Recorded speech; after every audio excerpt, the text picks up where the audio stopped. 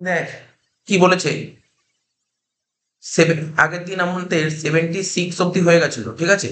এই income from আদার সোর্সে 77 থেকে করাবো। বলছে select appropriate alternative from the statement and reason, ঠিক আছে? এই যে মানে কারেক্ট গুলো করতে হবে, বলছে সিলেক্ট অ্যাপ্রোপ্রিয়েট অল্টারনেটিভ, ঠিক আছে, from the statement and reason, মানে কারেক্ট গুলো কোনটা এটা তোকে লিখতে হবে। কি বলেছে একটু, কোন অল্টারনেটিভ গুলো কারেক্ট হতে পারে দেখি, স্টেটমেন্ট আর রিজনের। মানে অ্যান্সার গুলো দেখো, কোনটা বলবো স্টেটমেন্ট রিজন দুটোই ঠিক, স্টেটমেন্ট ভুল রিজন ঠিক, রিজন ঠিক স্টেটমেন্ট ভুল, মানে এরকম টাইপের যে কোশ্চেন গুলো আগে আমরা অনেকগুলো করেছিলাম। কোশ্চেনটা পর, স্টেটমেন্টটা কি বলেছে, any taxable income which does not fall under any of the first four heads of income as mentioned in section 14 is chargeable to income tax under the head income from other source, ঠিক আছে? মানে আমাদের heads of income পাঁচটা ছিল, আমাদের heads of income পাঁচটা। প্রথম হেডের নাম হচ্ছে ইনকাম ফ্রম স্যালারি, সেকেন্ড হেডের নাম হচ্ছে ইনকাম ফ্রম প্রপার্টি, থার্ড হচ্ছে বিজেপি, ফোর্থ হচ্ছে ক্যাপিটাল গেইন এবং লাস্ট হেড হচ্ছে আদার সোর্স। পাঁচটা হেড, এই পাঁচটা হেড যোগ করে যেটা হয় তাকে কি বলে, জিটিআই, গ্রস টোটাল ইনকাম। আর এই গ্রস টোটাল ইনকামই তোর সেকশন 14 বলা আছে, মানে এই হেডস অফ ইনকামটাই তোর বেসিক্যালি সেকশন 14 বলা আছে, ঠিক আছে? তো তো সেকশন 14 তো পাঁচটা পাঁচটা হেড আছে, তো চারটে হেড তো হয়ে গেল। এবার লাইনটা পর বুঝতে পারবে ব্যাপারটা, বলেছে কি any taxable income which does not fall under any of the first four head, মানে বলছে আমাদের যে হেডস অফ ইনকাম পাঁচটা, তার মধ্যে প্রথম চারটেতে যেইগুলো আসলো না, ঠিক আছে, প্রথম চারটের মধ্যে যেইগুলো আসলো না, ঠিক আছে, সেটা কোথায় চলে যাবে, লাস্ট হেডে 5 নম্বর হেডে চলে যায়, এটাকে বলে আদার্স সোর্স। এখানে এটাই বলতে যে বারবার করে পড়, তাহলে অ্যান্সারে আসতে পারবে। বারবার করে কোশ্চেনটা, মানে এরকম টাইপের কোশ্চেন 2-3 বার করে পড়তে হবে, তারপরে তুই অ্যান্সার দেখবি, তার আগে নয়। আবার পড়ছি কোশ্চেনটা, ভালো করে পড়। মানে অ্যাকচুয়ালি সেকশন 14 কি বলেছে, সেকশন 14 বলেছে আমাদের হেডস অফ ইনকাম পাঁচটা, স্যালারি, হাউস প্রপার্টি, বিজিইপি, ক্যাপিটাল গেইন আর আদার্স সোর্স, এই পাঁচটা হেড হয়। তো বলছে পাঁচটা হেডের মধ্যে প্রথম চারটে হেডে, ঠিক আছে, প্রথম পাঁচটা হেডের মধ্যে এই যে পাঁচটা হেডের মধ্যে প্রথম যে চারটে হেড আছে, প্রথম চারটে হেডের মধ্যে যেইগুলো আসবে না, প্রথম চারটে হেডের মধ্যে যেইগুলো আসবে না সেটা চলে আসবে আদার্স সোর্সে, ঠিক আছে? বোঝা গেল কি বলেছে? এবার কি বলেছে, এবার কোশ্চেনটা পড়। Any taxable income which does not fall under any of the first four heads of income, প্রথম চারটে হেডে যেইগুলো আসলো না, ঠিক আছে, as mention in section 14, section 14 যে পাঁচটা হেডের কথা বলেছে তার মধ্যে প্রথম চারটে হেডে যে সমস্ত আইটেম আসলো না, is chargeable to income tax, এগুলোর উপর গভর্নমেন্ট ট্যাক্স নেবে, কিন্তু কোন হেডে দেবে? আর একটা যে বাকি হেড রয়েছে সেটা হেডটা কি, আদার্স সোর্স। তো রিজনটা কি, specified first four heads are, প্রথম চারটে হেডের নাম কি, স্যালারি, হাউস প্রপার্টি, ঠিক আছে, কি লেখা যায়, ইনকাম হাউস প্রপার্টি, তারপর income from business and profession, তো সরে গেছে আর কি, প্রফেশনটা এদিকে হবে, income from business and profession হবে, আর ইনকাম ফ্রম ক্যাপিটাল গেইন, ঠিক আছে? তো স্টেটমেন্ট আমার কাছে ঠিকই লেগেছে, মানে এখানে স্টেটমেন্টটা পড়ে কি বুঝতে পারো, যে বারবার আমি একটা কথা বারবার বললাম যে আমাদের টোটাল পাঁচটা হেড আছে, প্রথম চারটে হেডে যেগুলো আসবে না সেটা কোন হেডে আসবে, আদার্স সোর্সের লাস্ট হেডে আসবে। তো প্রথম চারটে হেডের রিজন বলছে, প্রথম চারটে হেড কি, এটাই চারটে হেড, কোনো সন্দেহ নেই। তার মানে আমার কাছে দেখে মনে হলো অল্টারনেটিভ স্টেটমেন্ট এ ঠিক এবং রিজনও ঠিক, দুটোই ঠিক, কোনো ভুল নেই এখানে, এখানে কিন্তু কোনো ভুল নেই। মানে এরকম বলতে পারবে যে রিজন ভুল আছে, না রিজন কোনো ভুল নেই, রিজন তো এটাই বলছে, এটাই তো রিজন। তো পুরো ঠিক, তাহলে কারেক্ট আনসার 77 হবে এ। কোশ্চেন যদি ভালো করে পড়তে না পারিস তাহলে তুই অ্যান্সারে এই টাইপের কোশ্চেন অ্যান্সার দিতে পারবি, ঠিক আছে? তো 78 স্টেটমেন্ট বলছে কি, if an individual or Hindu undivided family receive 40,000 gift from an individual, ঠিক আছে, মানে কোন ইন্ডিভিজুয়াল বা হিন্দু আনডিভাইড ফ্যামিলি 40,000 টাকা গিফট পাচ্ছে, কত টাকা গিফট পাচ্ছে, 40,000 টাকা গিফট পাচ্ছে, কার থেকে, ফ্রম অ্যান ইন্ডিভিজুয়াল, কোনো একজন ইন্ডিভিজুয়াল থেকে গিফট পাচ্ছে, is fully taxable under that income other source, ঠিক আছে? তার মানে কি বলছে, 40,000 টাকা গিফট পেলে, কোনো একজন ইন্ডিভিজুয়াল থেকে 40,000 টাকা গিফট পেলে, তা গিফট পেলে কি ট্যাক্সেবল, কি নিয়ম ছিল, 50,000 টাকার উপর গিফট পেলে ট্যাক্সেবল, 50-এর উপর গিফট পেলে ট্যাক্সেবল, কিন্তু 40,000 টাকা পাচ্ছে। রিজন কি বলছে, বলছে any some of money receive as a gift, মানে কোনো মানি যদি গিফট হিসেবে pass, the aggregate value which exceed 50,000 টাকা ট্যাক্সেবল। তো মানে আমার কাছে তো রিজনটা ঠিক লাগছে, রিজনটা কি বলছে, রিজনটা কি বলছে, রিজন বলছে 50,000 টাকার উপর যদি কোনো গিফট পাস তাহলে ট্যাক্সেবল, তাহলে রিজনটা তো ঠিক।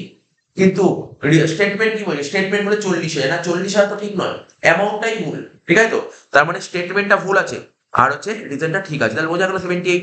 79 বলছে debit on first price lottery 4 lakh, debit মানে ডেবিট জিতেছে, ফার্স্ট প্রাইজ জিতেছে 4 লাখ টাকা। 4 লাখ টাকা কালকে মানে আগের তোদের আগের আগের আগের সপ্তাহে যেটা করালাম না, সেখানে কি বলেছিলাম কোন লটারি থেকে কোন অ্যামাউন্টটা আসে, গ্রস আসে, নট আ নেট, গ্রস আসে, গ্রস মাথায় রাখি, গ্রস আসে, নেট আসে না, গ্রস আসে। তাহলে ডেবিট ফার্স্ট প্রাইজে 4 লাখ টাকা, তার মানে এটা হচ্ছে gross. But he receive actual amount 3 lakh টাকা, সে 3 লাখ টাকা পেয়েছে, সে 3 লাখ টাকা হাতে নিয়েছে, ঠিক আছে, তার মানে কি এটা হচ্ছে নেট। বলছে রিজনটা কি, as per section 115 Bibi tax charge on lottery income 25%। আচ্ছা সত্যি করে বলতো লটারির উপরে 25% চার্জ করা হয়? 30%, তাহলে রিজনটা তো ভুলই হয়ে গেল, রিজন তো ভুলই হয়ে গেল। তো বল রিজন তো ভুল হয়ে গেল, হ্যাঁ কি না? রিজন তো ভুল হয়ে তার কত পার্সেন্ট ট্যাক্স কালে বললাম 30%। সেমনি 4 লাখ 30% পর কত হয়েছে, 4 লাখ 30% পরে 3 4 12 1,20,000। তো 4 লাখ থেকে 1,20,000 বাদ দিলে কত হয়, 2,80,000। তো 2,80,000 এই দেয়, এখানে অ্যাকচুয়াল অ্যামাউন্ট 2,80,000 হওয়া উচিত ছিল, বুঝতে পারি কারেন্ট ট্রান্সাকশন। তাহলে কি স্টেটমেন্ট ভুল, রিজন ভুল, বুঝেছি? বোঝার ব্যাপার, এখানে কোনো মুখস্থর জায়গা নেই, এখানে কোনো মুখস্থ, ব্যাপারটা বোঝার। তাহলে বোঝা গেল। আর এখানে একটা সেকশন তুই পরীক্ষা যদি দেয়, এই 115 বিবিতে কি বলেছে, ওই কত পার্সেন্ট ট্যাক্স কাটবে, 30%, ওটার কথা বলা আছে। তাহলে বোঝা গেল 79। 80 কি বলছে, স্টেটমেন্ট বলছে কি, বলছে expenses incurred by a director to defend his position as a director under deductible, ঠিক আছে, from the income of the director under section 57 subsection 3। আগের দিন বলেছিলাম, দেখ বইয়ের মধ্যে দাগ দিয়ে দিয়েছি, বইয়ের মধ্যে দাগ দিয়ে দিয়েছি, দেখ বইয়ের মধ্যে দাগ দিয়েছি, পেজ নাম্বারটা খুলে দিচ্ছি, অসুবিধা নেই, পেজ নাম্বারটা খুলে দিচ্ছি। এখানে বলতে চেয়েছে, আমি আগের দিন পড়িয়েছিলাম, এটা এমসিকিউ ছিল, এই কোশ্চেনটাই পড়ে তোমার মনে আছে বা খাতায় লিখেছিলি কিনা আমার মনে পড়ছে না, খাতায় লিখেছিলাম কিনা, এটা আমার মনে হয় বইয়ের মধ্যে লাগছিল 57 3-তে। দেখ বইয়ের দিকে দেখ, বইয়ের মধ্যে দেখ, আর খাতাও কোন খাতায় কি লিখেছিলাম, আমাদের সাথে কিছু খাতায় লিখেছিল, খাতাটা খোল, খাতা খোল, খাতা খোল, আগে আগে খাতা খোল, আগে খাতা খোল। দেখ সেকশন 57 সাবসেকশন 3-তে কি লিখেছিলাম, খোল খাতা খোল,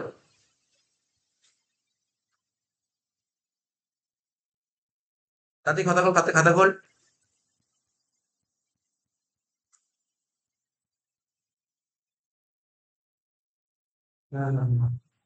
খাতায় লেখা আছে কি, বইতে দাগ দিয়েছে, বইতে দাগ দিয়েছিলাম, তাহলে বইয়ের ওই জায়গাটা খোল।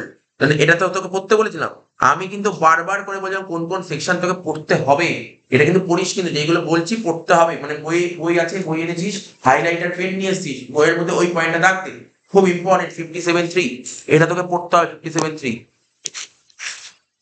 আর হাইলাইট কর, বইয়ের মধ্যে হাইলাইট কর, এটা 57 3টা হাইলাইট কর, সেকশনটা হাইলাইট কর, 57 3টা হাইলাইট কর, হাইলাইটার দিয়ে হাইলাইটারটা বের কর, হাইলাইটার বের করে 57 3টা হাইলাইট কর।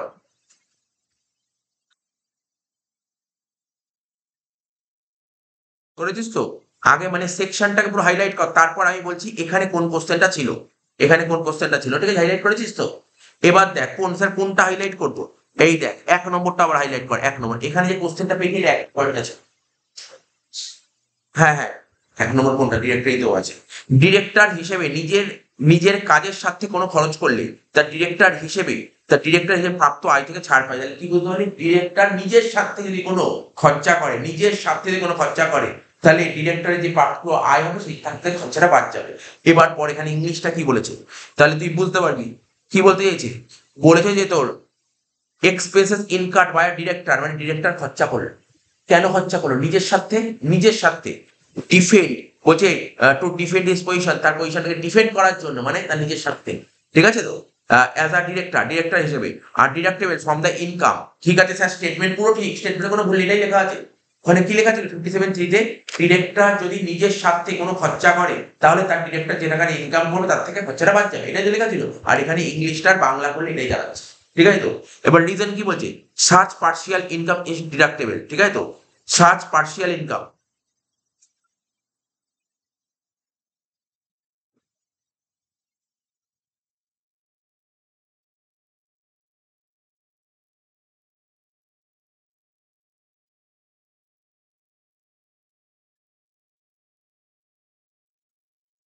তাহলে এখানে স্টেটমেন্ট তো ঠিক লাগছে, এর রিজনটা কিন্তু ঠিক নয়, বলছি যে কিছুটা ইনকাম বাদ যায়, কিছুটা ইনকাম বাদ যায়, না, কিছুটা ইনকাম বাদ যায় না, দেখ এখানে কি হচ্ছে, খরচা বাদ যাচ্ছে, ইনকাম বাদ যাচ্ছে না খরচা বাদ যাচ্ছে, ডিরেক্টর যে টাকাটা কামালো তার থেকে ডিরেক্টর যে টাকাটা খরচা করে খরচাটা বাদ যায়, খরচাটা বাদ যায়। তাহলে such partial income is deductible, such partial partial income মানে expenses, such expenses is deducted, ওই ধরনের খরচা খরচা বাদ যাবে। তো এখানে কিন্তু এটা এটা এটা এটা তাহলে কারণটা বলতে পারলি কেন রিজনটা ভুল লাগলো আমাদের কাছে? কারণ ওখানে খরচা লেখা ছিল, ডিরেক্টর যেটা একটা খরচা করবে। আচ্ছা 81 নম্বর বলছে statement the following expenses shall not B deducted in computing income under the head income from other source. বলছে নিচে বেশ কিছু খরচা বলছে, সেই খরচাগুলো ইনকাম ফ্রম আদার সোর্সে মানে বাদ যায় না। এমন কিছু খরচা আছে এই খরচাগুলো ইনকাম ফ্রম আদার সোর্সে বাদ যায় না। সেই রিজনটা কি বলছে? বলছে any personal expense of the SSC.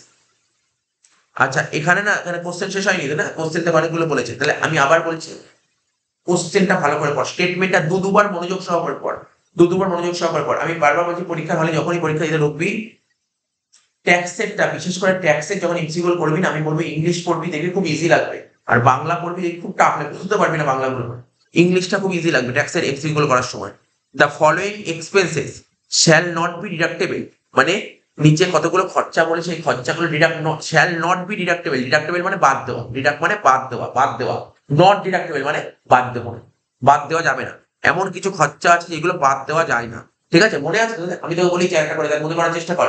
Lottery জিতি আমরা, লটারি কিনতে গেলে খরচা হয়, ওটা বাদ যায়। তারপর কি ছিল বল, উইনিং ফ্রম লটারি একটা কেস বললাম। তারপর আরো কত ছিল, কার্ড, মানে বিভিন্ন রকমের ছিল, মানে তোকে মাথায় রাখতে হবে কোন কোন খরচা বাদ যায়। তাহলে এখানে এক একটা করে পড়তে থাক, তাহলে তুই বুঝতে পারবি কোন কোন খরচা। এমনি নোটে তো লেখা আছে, বইতে নোট লেখা আছে কোন কোন খরচা বাদ যায় না। তার মধ্যে একটা এক্সাম্পল তোকে কি বললাম, লটারি কিনতে গেলে যদি কোনো খরচা করা হয় ওই খরচা বাদ যায় না। ঠিক আছে, এরকম তুই পড়তে গেলে বেরিয়ে আসবে। ঠিক আছে, দেখি প্রথম পয়েন্ট বলেছে any personal expense of the SSC. কোন রকম যদি এসএসসি যদি কোনো পার্সোনাল খরচা করার কি, any interest payable, any interest যদি কোনো সুদ পে করিস, সুদ দিস, ঠিক আছে, আউটসাইড ইন্ডিয়া, তুই বিদেশে কারোর থেকে লোন নিয়েছিস, বিদেশে কোনো ব্যক্তির থেকে তুই লোন নিয়েছিস, লোন নিলে তাকে ইন্টারেস্ট দিতে হবে। ঠিক আছে, tax has not been deducted at source. দেখ আমি তোকে গল্প বলছি, আজকে আমি ভারতবর্ষে আছি, আমার ধর বিদেশে কোনো রিলেটিভ আছে, পরিচিত লোক আছে, তার থেকে আমি লোন নিই, লোন দাও, আমি টাকাটা দিয়ে দিই।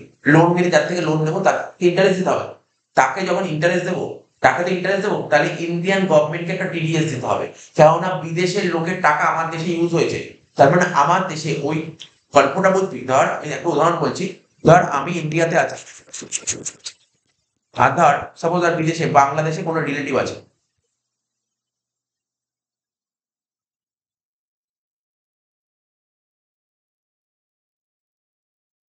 ঠিক আছে, বাংলাদেশে ধর কোনো রিলেটিভ আছে,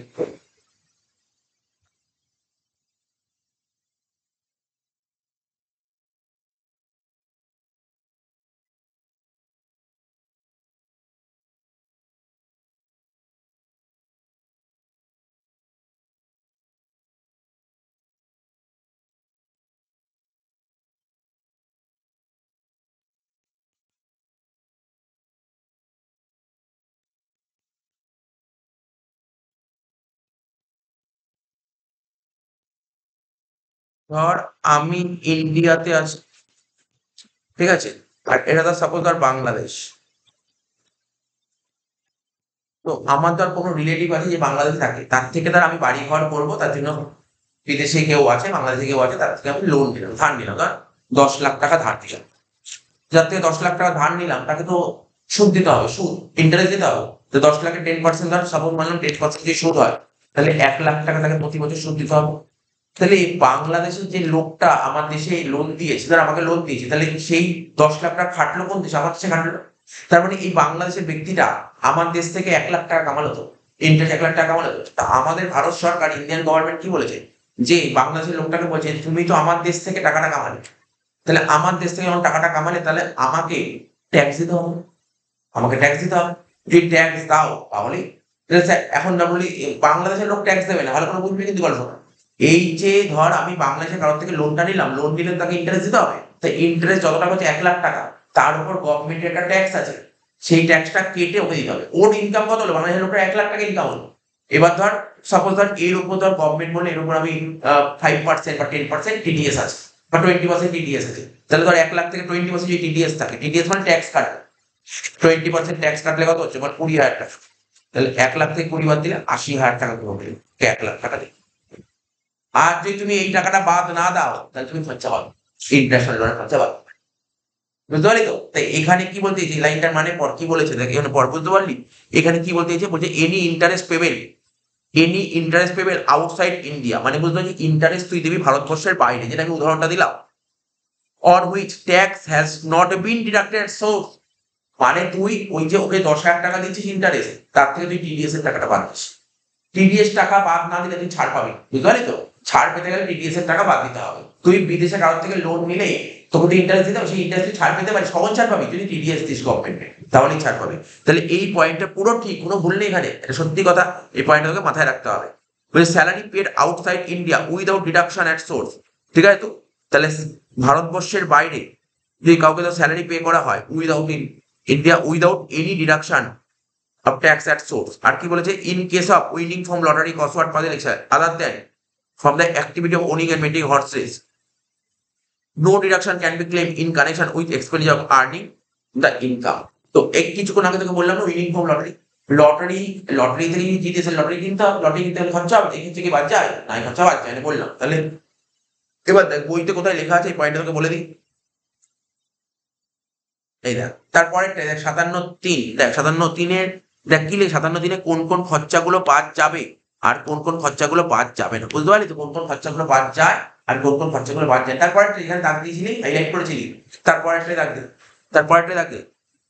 57 সাবসেকশন 3-তে কি আছে, যে খরচগুলো ছাড়যোগ্য নয়, যে খরচগুলো ছাড়যোগ্য নয়, হাইলাইট কর, হাইলাইট কর, সুন্দর করে হাইলাইট কর, এগুলো পড়বি, এইগুলো বাড়িতে ভালো করে পড়বি, যেই খরচগুলো ছাড়যোগ্য নয়,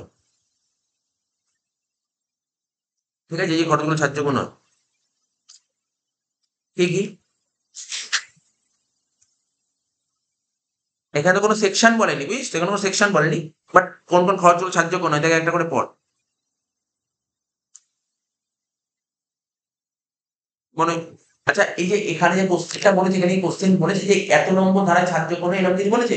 তার মানে অ্যান্সার কি হবে জানিস? ভালো করে শুনবি, কিন্তু আমি যে কথা এখন পড়াচ্ছি শুনবি, এইটাও লিখতে হবে, এটাও লিখতে হবে, বুঝতে পারলি? এখানে যদি বলতো 57(3) অনুযায়ী কোনটা ছাড়যোগ্য নয়, তাহলে তুই এই 4টে পয়েন্ট বলবি, কিন্তু এখানে 57(3) বলেনি। এখানে ভালো করে কোশ্চেনটা পড়, কোশ্চেন যত মনোযোগ সহকারে পড়বি তাহলে তুই অ্যান্সার দিতে সুবিধা হবে। এখানে বলেছে যে the following expenses shall not B deducted computed income under the income from other source. Income from other source যে সমস্ত ইনকাম হবে না, ওর থেকে কিছু কিছু খরচা আমরা বাদ দিতে পারি, খরচা বাদ দিতে পারি না। কোন কোন খরচা বাদ দিতে পারি না? তো বলেছে কত নম্বর ধারার কথা বলেছে, তার মানে যত খরচা বাদ দিতে পারি সব করার নাম বলতে হবে। ওরা তো অপশনে সব নাম বলবে না, ওরা কয়েকটা নাম বলবে, হয়তো তার ওই গল্প, বুঝতে পেরেছিস? 57(3) কিছু বলেছে, আবার নিচেরটা 58 কিছু বলেছে। দেখ 57(3)-তে যেটা আমি মাত্র বোঝালাম তো উদাহরণ দিয়ে, ঋণ নিয়ে যদি আয়কর বা সম্পদ কর প্রদান করা হয়, কি বলেছে, ঋণ নিয়ে যদি ইনকাম ট্যাক্স পেমেন্ট করা হয়, তাহলে সেই ঋণের সুদ ছাড়যোগ্য। লাইনের মানে আরে তুই এত টাকা ইনকাম করছিস, ঠিক আছে, ইনকাম করলে কি করতে, গভর্নমেন্টকে ট্যাক্স দিতে হবে, আর গভর্নমেন্টকে ট্যাক্স দেওয়ার জন্য কি করে টাকা দিচ্ছিস, লোন নিয়ে গভর্নমেন্টকে ট্যাক্স দিচ্ছিস, বুঝছে না? এটা ছাড়, এটা ছাড় পাওয়া যাবে, বোঝা গেল কি বললাম? জাস্ট তুই বাংলা পড়াচ্ছি, কথাগুলো বলছি, কথাগুলো মাথায় রাখতে হবে, তাহলে মনে থাকবে। তাহলে কি বললাম, তুই লোন নিয়ে যদি ইনকাম ট্যাক্সের টাকা পেমেন্ট করিস, ঠিক আছে, তাহলে সেটা ছাড় হবে না। হয়তো এখানে এই পয়েন্টটা এখানে লেখা নেই, কোথায় অপশন লেখা নেই, বাট পয়েন্টটা তোকে পড়ে রাখতে হলো। তারপর কি বলছে, যদি ইজারা দিয়ে রয়্যালিটি পাওয়া যায়, ঠিক আছে। আচ্ছা ইজারা দিয়ে মানে, ইজারাকে ইংরেজিতে কি বলে, ভাড়া, পাতি কথায় ভাড়া, লিজ দিয়ে যদি রয়্যালিটি পাওয়া যায়, ঠিক আছে, তাহলে তা থেকে রাস্তার কর, ঠিক আছে, রাস্তার কর, তারপর হচ্ছে জল কর, রাস্তার কর মানে রোড ট্যাক্স, তারপর জল কর মানে ওয়াটার ট্যাক্স, এইগুলো বাধ্যযোগ্য নয়। তাহলে কি বলতে পারবি, এখানে লিজ দিয়ে যদি রয়্যালিটি পাস, লিজ দিলে তো একটা ইনকাম হয়, রয়্যালিটি বলে। লিজ দিয়ে যে ইনকামটা হচ্ছে রয়্যালিটি যদি পাওয়া যায়, সেখান থেকে কি কি খরচা বাদ যাবে না, রাস্তা মানে রোড ট্যাক্স বাদ যায় না, আর ওয়েল ট্যাক্স বাদ যায় না, ঠিক আছে তো? এটা দেখ এখানে তো বাংলায় প্রপার বাংলায় লেখা আছে, তো যদি মনে হয় সুন্দর করে নোট করে নিবি, নিজের মতন করে নোট করে নিতে পারিস, ঠিক আছে, আর নিজের ভাষায় আর ইংলিশ বাংলা মিক্স করে, মানে যেটাকে বলে বিংলিশ, বুঝতে পারলি তো? ইংলিশ বাংলা মিক্স করে নিজের মধ্যে তুই কি লিখতে পারি, এর মধ্যে তুই লিখতে পারি লোন নিয়ে, ঠিক আছে, লোন নিয়ে যদি ইনকাম ট্যাক্স পেমেন্ট করা হয়, তাহলে সেটা ছাড় পাওয়া যায় নিজের মতন। লোন নিয়ে, তাহলে এটা তো মনে রাখতে সুবিধা হবে, লোন নিয়ে যদি ইনকাম ট্যাক্সের টাকা পে করা হয়, তাহলে ছাড় পাওয়া যায় না। তারপর এখানে কি বলছে, বলবি যে লিজ দিয়ে যে রয়্যালিটি পাওয়া যায়, ঠিক আছে, লিজ দিয়ে যে রয়্যালিটি পাওয়া যায় সেখান থেকে, ঠিক আছে, সেখান থেকে রোড ট্যাক্স আর ওয়াটার ট্যাক্স ছাড় পাওয়া যায় না, বুঝতে পারলি? নিজের ভাষায় লিখবি, নিজের ভাষায়। এটা তো আর কোনো পরীক্ষায় তোকে লিখতে হবে না, তোর এই নিজের ভাষাটা লিখলে তোর মনে রাখতে সুবিধা হবে। আচ্ছা তারপর কি বলেছে, ব্যক্তিগত উদ্দেশ্যে, যেটা এইমাত্র বললাম 3 নম্বর, ব্যক্তিগত উদ্দেশ্যে ঋণ নিয়ে সেই ঋণকে কাজে লাগিয়ে যদি কোনো আয় করা হয়, ঠিক আছে, তাহলে ওই ঋণের সুদ আয় থেকে ছাড়যোগ্য নয়। তাহলে কি বলেছে, লাইনটা আরো একবার পর বলছে ব্যক্তিগত উদ্দেশ্যে মানে কি স্যার, পার্সোনাল কাজে তুই লোন নিবি, তোর নিজস্ব পার্সোনাল কাজে তুই লোন নিয়েছিস, এবং লোন নিয়ে সেই লোনটাকে তুই কাজে লাগে, লোন নিয়ে তো লোন রেখে দিবি না, লোনটা তোকে ইউজ করবি, লোনটাকে কাজে লাগিয়ে যদি কোনো আয় হয়। স্যার কেমন একটা উদাহরণ দিন, এই তোর ব্যক্তিগত উদ্দেশ্য, তুই ধর কোনো কারণে একটা লোন নিয়ে বাড়ি করলি, ব্যক্তিগত উদ্দেশ্য, লোন নিয়ে বাড়ি করলি, বাড়ি করে বাড়ি ভাড়া দিয়ে দিলি, ইনকাম হলো, ঠিক আছে তো। তাহলে ওই ঋণের সুদ বলছে, তাহলে ওই ঋণের সুদ আয় থেকে ছাড়যোগ্য নয়, ঠিক আছে। তাহলে এটা সত্যি ছাড়যোগ্য নয়, এখানে ছাড়যোগ্য নেই। সত্যি কথা বলতে ইনকাম ট্যাক্সের বিভিন্ন নিয়ম আছে, এই পয়েন্টটা বলেছেন না, তাই আমি সিম্পল একটা উদাহরণ বলছি। তার সাপোজ ধর আজকে আমি একটা বাড়ি করবো, আমি একটা বাড়ি করবো, তা বাড়ি করার জন্য লোন দরকার, টাকা দরকার, আমি কারোর থেকে টাকা লোন নিই, ধর 10 লাখ টাকা লোন নিই, তো লোন নিতে কি তোকে সুদ দিতে হবে। আচ্ছা আমি বাড়ি লোন নিলাম, লোন নিয়ে বাড়িটা করলাম, বাড়িটা করে কি করবো, বাড়িটা করে বাড়ি ভাড়া দিচ্ছে, এখানে বসবাসের কথা বলছি, বাড়িটা ভাড়া দিই, ঠিক আছে, বাড়িটা ভাড়া দিলাম, বাড়িটা ভাড়া দিয়ে প্রতি মাসে মাসে ভাড়া ইনকাম হচ্ছে। তাহলে কি বললাম, পার্সোনাল কাজে তুই লোন নিলি, লোন নিয়ে লোনটা ইউজ করে কি হলো, ইনকাম জেনারেট হলো, ঠিক আছে তো। এইবার যার থেকে লোন নিয়েছি তাকে ইন্টারেস্ট দিতে হবে। স্যার আমি ওর থেকে লোন নিয়েছি, ইন্টারেস্ট দিচ্ছি, ছাড় পাবো না, এটা আদার্স সোর্সেই ছাড় নেই। এই ছাড়টা কোথায় আছে জানিস, পরের ইনকাম ছাড় পাওয়া যায়। তাহলে তুই কি বুঝতে পারি, কারোর থেকে লোন নিলি, কারোর থেকে বাড়ি করার জন্য তুই লোন নিলি, লোন নিয়ে তাকে ইন্টারেস্ট দিতে হবে, সেই ইন্টারেস্টটা হাউস মোটে ছাড় পাওয়া যায়। তাহলে কি বুঝতে পারলি তো, তাহলে এখানে ছাড় পাওয়া যায়, আদার্স ছাড় পাওয়া যায়। মনে রাখার কত সুবিধা অনেক ইজি, ঠিক আছে। এই যখন লিখবি না তাহলে তো মনে রাখতেও সুবিধা হবে, তুই নিজের ভাষায় দেখ, এরকম ভাষা লিখতে পড়তে অসুবিধা হবে, তুই নিজের ভাষায় লিখবি পার্সোনাল কাজে কারোর থেকে লোন নিলাম, লোন নিয়ে সেই লোনটা কাজে লাগিয়ে ইনকাম হলো, এবং যার থেকে লোন নিয়েছি তাকে তো ইন্টারেস্ট দিতে হবে, সেটা কিন্তু আদার্স সোর্সে ছাড়যোগ্য নয়, হাউস বলেছে, ঠিক আছে, নিজের ভাষায় লিখ। তারপর কি বলেছে, ব্যবসার উদ্দেশ্যে ঋণ নিয়ে সেই ঋণকে ব্যবসার কাজে না লাগিয়ে লগ্নি করে। আচ্ছা তুই বিজনেস করছিস, তোদের বিজনেস আছে, বিজনেস দেখিয়ে তুই লোন নিয়েছিস, এবার ওই লোনের টাকাটা বিজনেসে ইউজ করিস, তুই অন্য কোথাও শেয়ার মার্কেটে টাকা লাগিয়ে দিয়েছিস, তো বলছে তাহলে ইন্টারেস্ট দিতে হবে, তো ইন্টারেস্ট যার থেকে টাকা যাবে ইন্টারেস্ট দিতেই হবে, বলছে এটাও ছাড় হবে না। বুঝতে পারছিস, এই লাইনগুলো তোকে মনে রাখতে হবে।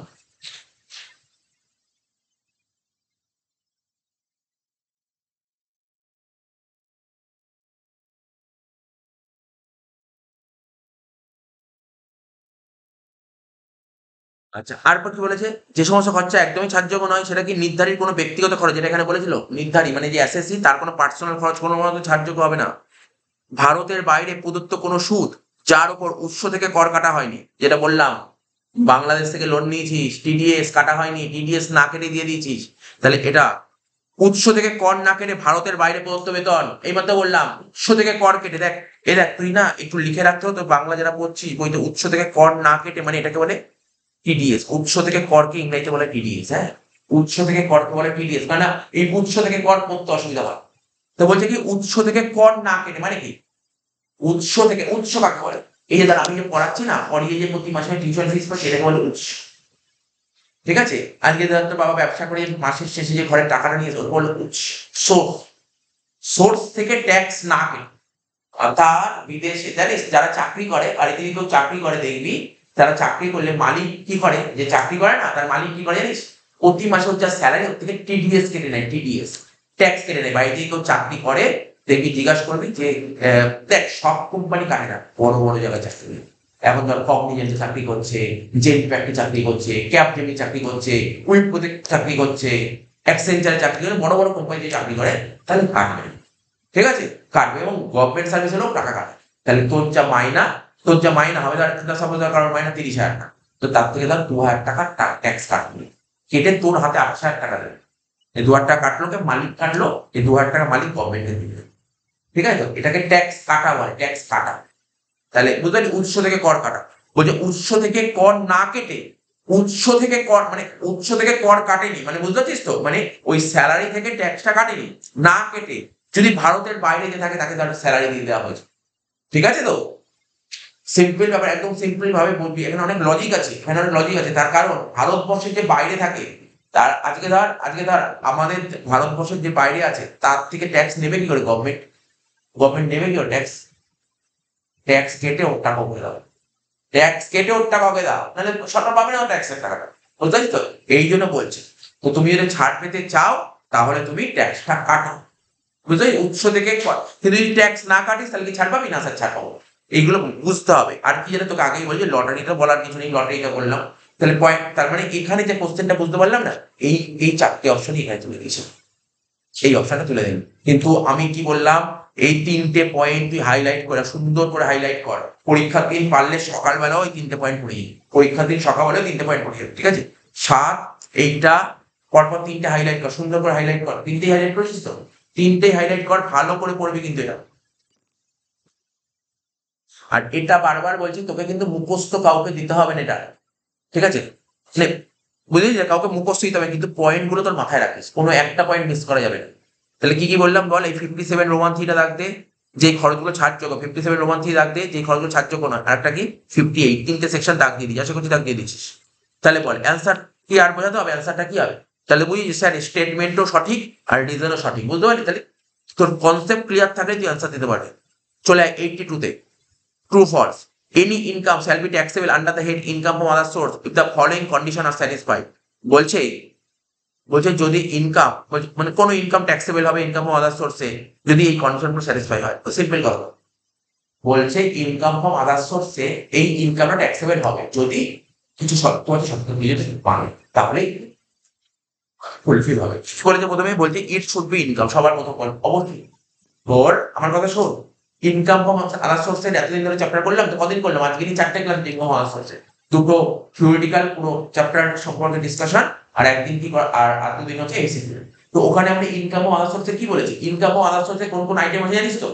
তাই বলছে ইনকাম ফ্রম আদার সোর্সে তুমি যদি কোনো একটা আইটেম নাও, সেটা অ্যাটলিস্ট ইনকাম তো হতে হবে। আজকে ধর ধর সাপোজ ধর ব্যাংকে টাকা রেখেছিস, সেখান থেকে তুই ইন্টারেস্ট পেলি, এটা তোর ইনকাম তো। তো ব্যাংক ইন্টারেস্ট তোর ইনকাম ফ্রম আদার সোর্সে আসে। তাহলে ইনকাম ফ্রম আদার সোর্সে যদি তুমি কোনো আইটেম কিনতে যাও, সেটা অ্যাটলিস্ট ইনকাম হতে হবে। হ্যাঁ, এটা তো ইনকাম হতেই হবে। যে কোনো আদার সোর্স, যে কোনো আইটেম তোর, সব আইটেমে ইনকাম, লটারি ইনকাম, ঠিক আছে, রয়্যালটি ইনকাম, সাবলেট ইনকাম, সবই তো ইনকাম, ফ্যামিলি পেনশন ইনকাম, সবই ইনকাম, ইনকাম হতে হবে। তারপর কি বলছি, this income is not exempt from tax. আচ্ছা, এই ইনকামটা is not exempt from tax, ঠিক আছে? তো কি বলেছে, এই ইনকামটা মানে এক্সেম ফ্রম ট্যাক্স মানে বুঝছো, এক্সেম ফ্রম ট্যাক্স মানে ট্যাক্স থেকে এক্সেম, মানে ট্যাক্স দিতে হয় না। অবশ্যই তো, মানে মানে ধর আজকে ধর আদার্স সোর্সে কোন, আমি একটা উদাহরণ দিচ্ছি, মনোযোগ সহকারে শুনবি, একটা মনোযোগ সহকারে শোন। কি বলবো, কোনো একটা উদাহরণ দেবো। আহ কি বলবো, আচ্ছা ধর বলছি, ধর ওই যে স্কুলের পরীক্ষার খাতা হলো, পরীক্ষার খাতা দেখলো, পরীক্ষার খাতা দেখে তার টিচার পেলো, সাপোজ ধর পরীক্ষার খাতা টিচার পেলো 5,000 টাকা, এবার খাতা দেখে ধর 2,000 টাকা খরচা হলো, তাই তো? তাহলে কত হলো বাদ দিয়ে? 3,000 টাকা। আদার্স সোর্সে কত আসে, 5,000 টাকা আসে না 3,000 টাকা আসে? আদার্স সোর্সে কত টাকা আসে? হ্যাঁ, মাথায় খারাপ হয়ে গেল। 3,000 টাকা কি অঙ্ক ওই বাড়িতে? আদার্স সোর্সে 3,000 টাকা আসে। আদার্স সোর্সে খাতা দেখে 5,000 টাকা পেলো, খাতা দেখে 5,000 টাকা পেলো, খাতা দেখার জন্য 2,000 টাকা খরচা করেছে, ঠিক আছে? তো এই খরচাটা বাদ যায়, এই খরচাটা বাদ যায়, খাতা খাতা দেখতে গিয়ে খরচা হয়, সেই খরচাটা বাদ যায়। 5 থেকে 2 বাদ দিলে 3,000 টাকা, 3,000 টাকা আদার্স সোর্সে আসে। তাহলে কি বুঝতে পারলি, এখানে কি লিখেছে? বলছে this income is not exempt from tax, এই 3,000 টাকা এক্সেম ফ্রম ট্যাক্স না, এই 2,000 টাকা এক্সেম ফ্রম ট্যাক্স। এটা ঠিক আছে? এইগুলো লাইনের মানে বুঝতে হবে, প্রপার মিনিং বুঝতে হবে। This income has not been assessed under first four head. বলছে এই ইনকাম কোনো 4টে হেডে আসবে না, অবশ্যই ঠিক। পেন্সিল দিয়ে রাখবে না, নেই তো কি হয়েছে, পেন্সিল কতগুলো রাখবে? হ্যাঁ, দিতে গেলে একটা পেন কিনতে হবে তুমি।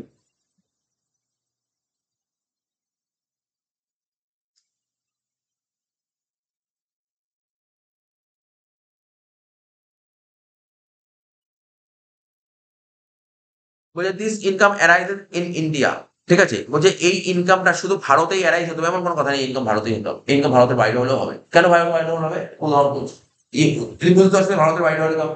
আজকে তার বিদেশে কোনো একটা কোম্পানি আছে, বিদেশে কোনো কোম্পানিতে আমি ইনভেস্ট করেছি, বিদেশের কোম্পানিতে আমি ইনভেস্ট করেছি, করতে পারি না বিদেশের কোম্পানিতে ইনভেস্টমেন্ট? বিদেশে কোনো কোম্পানি ওখানে ইনভেস্ট করে দিলাম, তো বছরের শেষে গিয়ে আমি লাভের টাকা পেলাম, ডিভিডেন্ড টাকা পেলাম, টাকা সোর্স আসে তো। কারণ ডিভিডেন্ড বা ফরেন কোম্পানি আসে না, তাহলে বিদেশি টাকাও তো আসতে পারে। তাহলে এই লাইফস্টাইল লাইনটা ভুল লেখা আছে। তাহলে এ বি সি একমাত্র ঠিক লাগছে, তাই তো? মানে 1 2 3 কোনটা হবে? বির অ্যান্সারটা রাইট, ঠিক আছে? 1 2 3 সঠিক, 4 ভুল। 83 gift receive by cheque or demand draft, ঠিক আছে, গিফট পাচ্ছিস চেকের মাধ্যমে পেতে পারিস, ডিমান্ড ড্রাফটের মাধ্যমে পেতে পারিস অন অর আফটার 1 অক্টোবর 2009। আচ্ছা, এই এমসিকিউটা পরে পড়ার আগে না আমি আগের দিন একটা হাইলাইট করে দিয়েছিলাম, গিফটের জায়গাটা চলে যায়, গিফটে কিছু হাইলাইট করেছিলাম।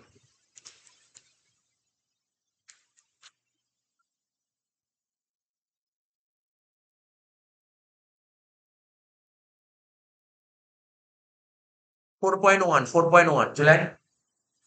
পেজ নাম্বারটা ঠিক বলতে পারবো না, 4.1।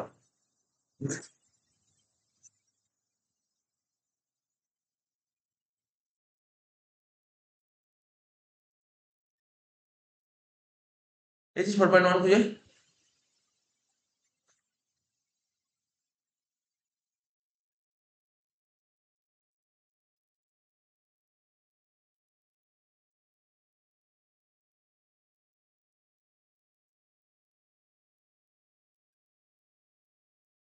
ফোর পয়েন্ট ওয়ানে কি বলেছে এখানে দেখ, আমি পড়ে দিচ্ছি, পুরো ব্যাপারটাই পড়ে দিচ্ছি। আগের দিন পড়েছিলাম আবার আজকে পড়েছি, আগের দিন পড়েছিলাম আবার আজকে পড়াচ্ছি। বলছে রিসিভ উইদাউট কনসিডারেশন, ঠিক আছে, treated as taxable income. Gift মানে গিফট মানে কি? গিফট মানে প্রপার মানে জিজ্ঞাসা করছে না। গিফট জিনিসটা কি? যে আমি পেলাম তার বদলে কিছু হচ্ছে। গিফট জিনিসটা কি? না তুই পেলি তার বদলে কিছু, এটাকে তো গিফট বলে। তুই কোনো কিছু পেলি, এই যে আজকে দাঁড়িয়ে পড়াচ্ছি, পড়িয়ে টাকাটা পাচ্ছি, এটাকে গিফট পাচ্ছি নাকি? না না, কারণ আমি পড়াচ্ছি বলে টাকা দিচ্ছি, এটা তো গিফট নয়, ঠিক আছে? তো এবার ধর আমার জন্মদিনে কেউ একটা গিফট করলো, সেটা আলাদা জিনিস, ওটা কি? ওটাকে গিফট বলে, ওটাকে গিফট বলে, এটাকে গিফট বলে। তাহলে বুঝতে পারছি গিফট জিনিসটা কি। তাই লিখেছে কি রিসিভ, তুই পাচ্ছিস কিছু জিনিস উইদাউট কনসিডারেশন, মানে কনসিডারেশন ছাড়া। কনসিডারেশন কাকে বলে? এই যে আমি তোকে পড়াচ্ছি তার মধ্যে টাকা দিই, কনসিডারেশন মানে প্রতিদান, প্রতিদানকে বলা হয় কনসিডারেশন, ঠিক আছে? তো without consideration treated as taxable income under the head income other source. কি বলেছে? ডেটটা ভালো করে দেখ, 30 সেপ্টেম্বর 2009, মানে 2009 সালে 30 সেপ্টেম্বরের পরে যদি ক্যাশ টাকা, চেক বা ড্রাফটের মাধ্যমে তুই মানে গিফটটা পাস, ঠিক আছে? তাহলে কি ডেটটা কি বলেছে? ডেটটা ভালো করে পড়, ডেটটা কি বলেছে? বলেছে ডেটটা আমি এখানে হাইলাইট করলাম, ডেটটা কি বলেছে আমি হাইলাইট করলাম।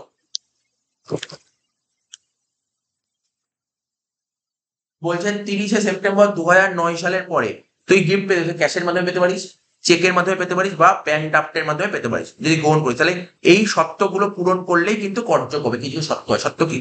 ওয়ান কি? তাকে হচ্ছে কিছু না, তাকে ইন্ডিভিজুয়াল হতে হবে, ইন্ডিভিজুয়াল হতে হবে। তাকে কি হতে হবে?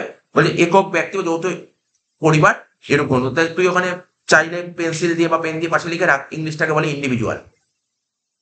পাশে লিখে রাখ, ওখানে পেন্সিল দিয়ে পেন্সিল রাখলে তাহলে বাংলাটার ইংলিশটা বলে দিন ইন্ডিভিজুয়াল। পাশে জায়গা আছে দেখ, সত্য ওয়ানের পাশে জায়গা আছে, লেখ ইন্ডিভিজুয়াল স্ল্যাশ দিয়ে লিখবে এইচইউএফ। এই যে ইন্ডিভিজুয়াল, এখানে লেখ ইন্ডিভিজুয়াল স্ল্যাশ দিয়ে লিখবে এইচইউএফ। বোঝা গেল কি লিখলাম? তাহলে কি হতে হবে? ইন্ডিভিজুয়াল বা এইচইউএফ হতে হবে। তারপর কি বলেছে? বলছে শর্ত টু কি বলছে? এই টাকাটা এরূপ অর্থ গ্রহণ করা হলে কবে? এই তারিখের পর। কত তারিখের পর? 1 অক্টোবর 2009 এর পরে গ্রহণ করা হলে, ঠিক আছে? এই টাকাটা কবে গ্রহণ করবি? 1 অক্টোবর 2009 এর পরে, 1 অক্টোবর 2009 এর পরে।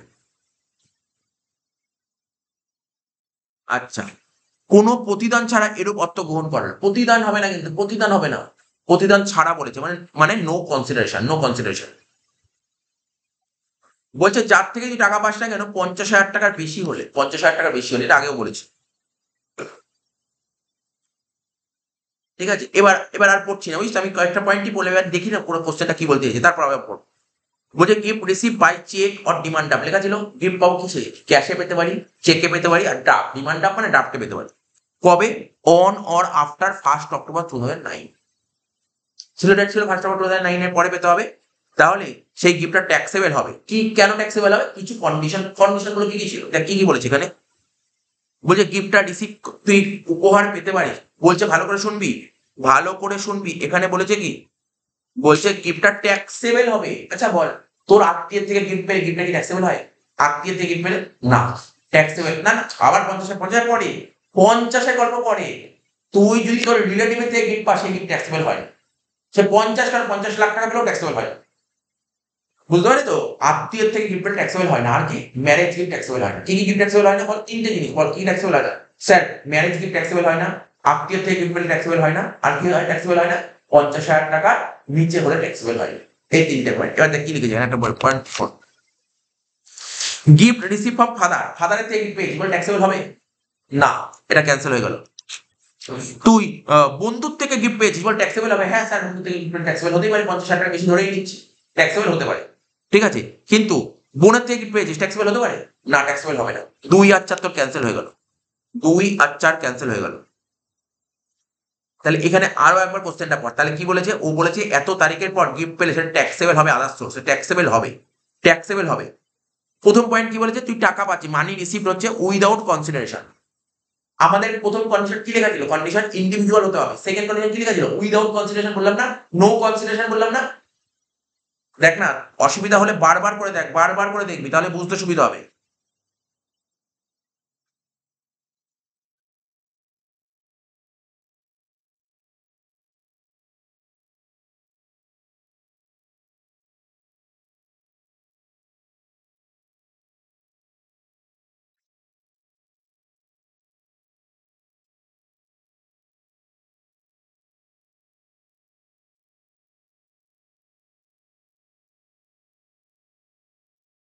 এখানে কি বলছে দেখ, এই যে এই শর্ত ৩ কি বলছে? কোনো প্রতিদান ছাড়া এরূপ অর্থ গ্রহণ করা, উইদাউট কনসিডারেশন। ঠিক আছে তো? তার মানে স্যার এই পয়েন্টটা ঠিক আছে,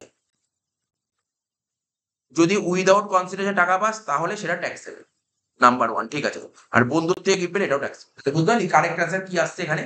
তাহলে তুই দেখ, এখানে মুখস্থ করার কোনো জায়গা নেই। তোর কনসেপ্ট যদি একটু এদিক ওদিক হয়ে যায় তাহলে অ্যান্সার ভুলে যাবে, একটু এদিক হলে অ্যান্সার ভুলে যাবে। তাহলে কি হবে? ১ আর ৩ ঠিক। তাহলে দেখ অ্যান্সার কোনটা হবে? এটা। ১ আর ৩ ঠিক, ২ আর ৪ ভুল। কারণগুলো আমি অ্যানালিসিস সহকারে বোঝাচ্ছি, কেন ঠিক কেন ভুল। রিলেটিভ, এটা তো তোকে বলতে হবে রিলেটিভ কাকে বলে। আমি বললাম রিলেটিভ কাকে বলে, তুই জানিস কিন্তু, তোরা প্রত্যেকে রিলেটিভ কাকে বলে। কি বলেছে? স্পাউস অফ দ্য ইন্ডিভিজুয়াল, মানে যার কথা বলছি তার বউ। রিলেটিভ কি রিলেটিভ না? অবশ্যই রিলেটিভ। আচ্ছা, স্পাউস মানে শুধু স্পাউস মানে বউ নয় কি? যদি হাজবেন্ড ইনকাম করে তার স্পাউস হচ্ছে ওয়াইফ, আর ওয়াইফ যদি ইনকাম করে তার স্পাউস হচ্ছে হাজবেন্ড। কারণ একটা ফ্যামিলিতে হাজবেন্ডও ইনকাম করতে পারে, আবার ওয়াইফও ইনকাম করতে পারে। হাজবেন্ড যখন ইনকাম করবে, তার হাজবেন্ড চাকরি করতে গেছে, সেক্ষেত্রে তার স্পাউস বলা হবে তার বউকে। আবার বউ তো ইনকাম করতে পারে, বউ চাকরি করছে, তাই বউয়ের স্পাউস কে হবে? ঠিক আছে, একজনের দিক দিয়ে আমি আমি যখন আমি দুজনে হতেই পারে, চাকরি করতেই পারে দুজন। আমরা আমরা আজকে কথা বলিস না, আমরা তখন আমরা কি করছি? আমরা এখানে মানে ইনকামটা বের করছি কার? প্রথমে অ্যাসেসিট বের করছি। তুই যখন হাজবেন্ডেরটা করছিস, তখন হাজবেন্ডের দিক দিয়ে বললি ওয়াইফ। আবার যখন ওয়াইফেরটা বের করছি, ওয়াইফের দিক থাকবে। একসঙ্গে তো দুজনেরটা বের করবো না, আমরা একসঙ্গে আলাদা আলাদা বের করবো। তাহলে spouse of the individual, sir এটা রাইট। ফ্রেন্ডস অফ ইন্ডিভিজুয়াল, আচ্ছা ফ্রেন্ড কি তোর রিলেটিভের মধ্যে পড়ে? না স্যার, এটা পড়ে না, তাহলে এটা ক্যান্সেল হয়ে গেল। এল্ডার ব্রাদার অফ গ্র্যান্ডফাদার, এটা কি রিলেটিভের মধ্যে পড়ে? আমি বারবার বলেছিলাম এল্ডার ব্রাদার অফ গ্র্যান্ডফাদার, বলেছিলাম না এটা কিন্তু রিলেটিভের মধ্যে পড়ে না। দেখ ভালো করে দেখ, ওখানে লেখা নেই এল্ডার ব্রাদার অফ গ্র্যান্ডফাদার রিলেটিভের মধ্যে পড়ে না। আর কি? ব্রাদার সিস্টার অবশ্যই রিলেটিভ, তাই তো? তাহলে কোন কোনগুলো অ্যান্সার? কারেক্ট অ্যান্সার হলো স্যার ১ এরটা ৪ এরটা। তাহলে বুঝতে পারলি ব্যাপারটা? তাহলে ৮৫ টা dividend receive from Indian company fully taxable. এ তো বেকার কোশ্চেন দিয়েছে, তো সবাই জানে। Dividend receive from Indian company, ভারতীয় কোম্পানি থেকে লভ্যাংশ পেলে এখন তো পুরো ট্যাক্সেবল হয়, ফুললি ট্যাক্সেবল। তার মানে কি বলছে এখানে? কি লিখেছে? ১ নম্বর পয়েন্ট লিখে এক্সেম্পটেড, ক্যান্সেল হয়ে গেল। আরে এক্সেম্পটেড লিখেছে মানে ক্যান্সেল হয়ে গেল। এক্সেম্প মানে কি? এক্সেম্প মানে আগে কি ছিল? আগে ছিল ভারতীয় কোম্পানি থেকে লভ্যাংশ পেলে তার ইন্ডিয়ান কোম্পানি ও টাটা কোম্পানি রিলায়েন্স কোম্পানি, এখান থেকে ডিভিডেন্ড পেলে ট্যাক্স দিতে হতো না। আগে ট্যাক্স দিতে হতো, এখন ট্যাক্স দিতে হয়। তো এক্সেম্পটেড মানে ট্যাক্স ছাড়। তা এই লাইনটা লেখাটা ভুল। দেখ ভালো করে শোন, বলছে এক্সেম্পটেড, এক্সেম্পটেড মানে করমুক্ত, এক্সেম্পটেড মানে করমুক্ত। তাহলে ইন্ডিয়ান কোম্পানি ডিভিডেন্ড পেলে কি করমুক্ত নাকি করযোগ্য? করযোগ্য, ইংলিশে বলবো ট্যাক্সেবল। ইন্ডিয়ান কোম্পানি ডিভিডেন্ড পেলে ট্যাক্সেবল, নট এক্সেম্পটেড, এক্সেম্পটেড নয়। তার মানে এই অ্যান্সারটা ভুল দিয়েছে। তারপর ২ নম্বর কি বলছে? Exemption under 1034 is not available now for such income is fully taxable. এই লাইনটা ঠিক লেখা আছে। দেখ অ্যাকচুয়ালি কি বলছে ভালো করে শোন, ২ নম্বর পয়েন্টটা পড়। এটা তোদের পরীক্ষায় এরকম টাইপের কোশ্চেন দিতে পারে। আগে ইন্ডিয়ান কোম্পানি ডিভিডেন্ড পেলে গভর্নমেন্ট ট্যাক্স দিত না। কত নম্বর ধারা সেটা বলা ছিল? 1034 এ বলা ছিল। 1034 এ বলা ছিল, কিন্তু বর্তমানে গভর্নমেন্ট এর উপর ট্যাক্স দিচ্ছে। ঠিক আছে? এটা হচ্ছে কারেক্ট অ্যান্সার। ২ এরটা ঠিক লেগেছে, ২ এরটা ঠিক। স্যার ৩ এরটা কি বলছে? Dividend from share is capital gain.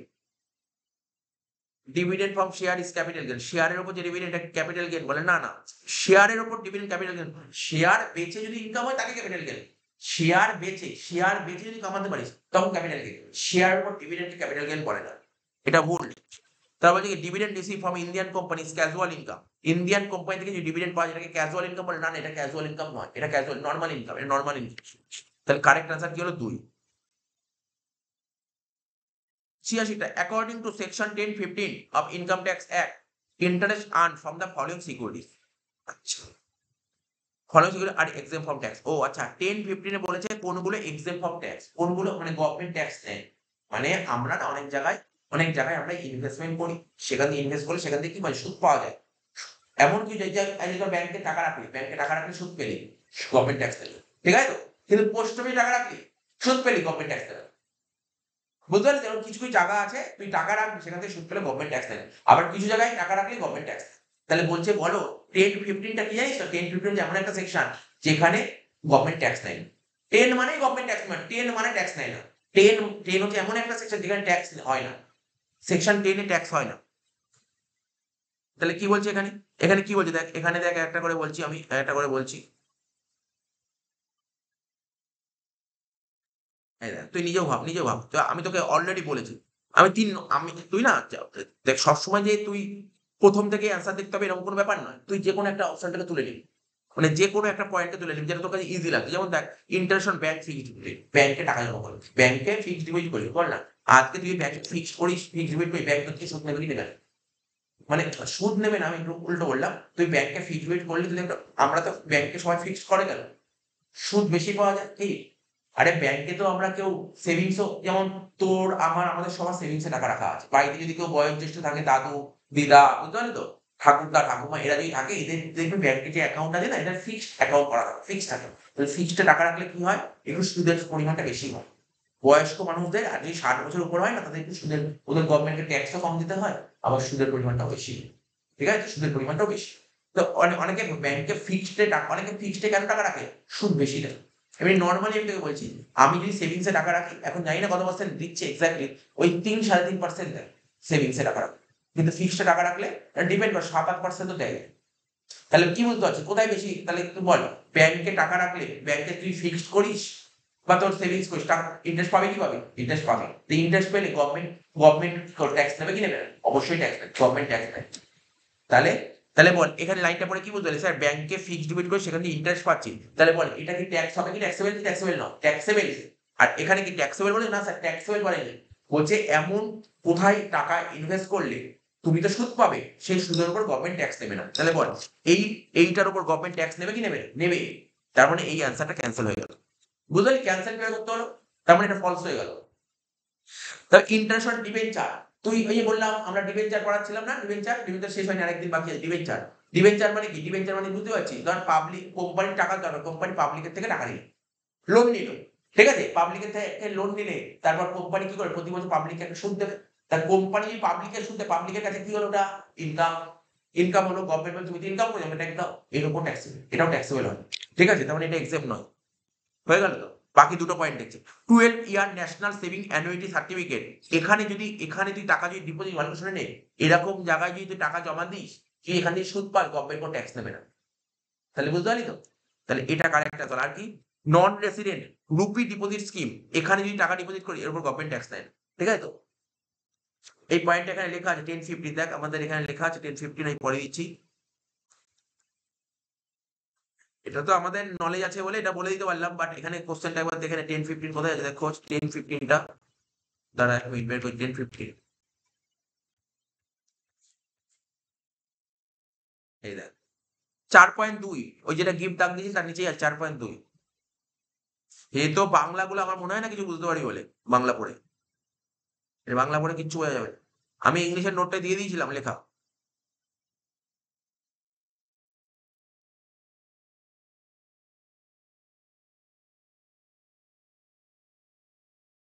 এই যে এই 12 নম্বর পয়েন্টে লেখা আছে না, 12 নম্বর পয়েন্টের ইংলিশটা লিখে দিচ্ছি, লিখে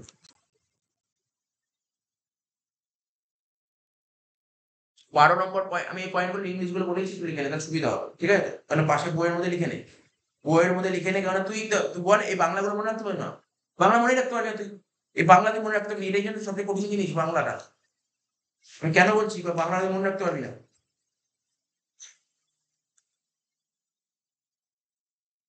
লাস্টেরটা বলছি, হ্যাঁ লাস্টেরটা হচ্ছে non resident, like non resident, like non resident,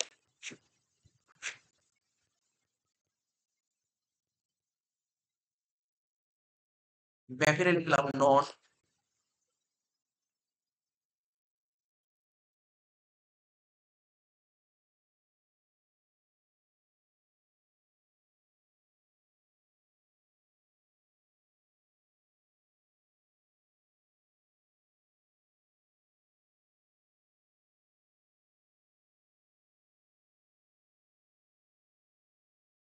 কি লিখলাম দেখ, বলছে নন রেসিডেন্ট, ব্যাকেটে লিখলাম নন রিপাট্রিয়েবল, ঠিক আছে, ব্যাকেটে,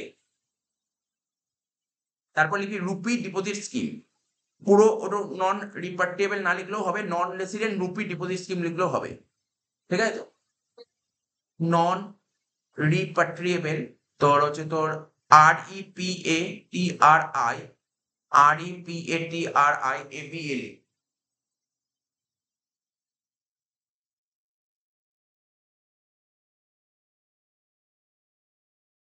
লিখেছিস তো? এই লিখেছিস তো?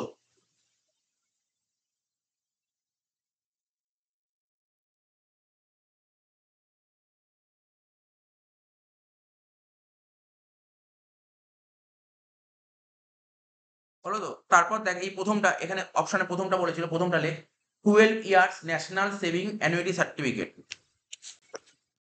12 ইয়ার্স ন্যাশনাল সেভিংস, ঠিক আছে, অ্যানুইটি সার্টিফিকেট,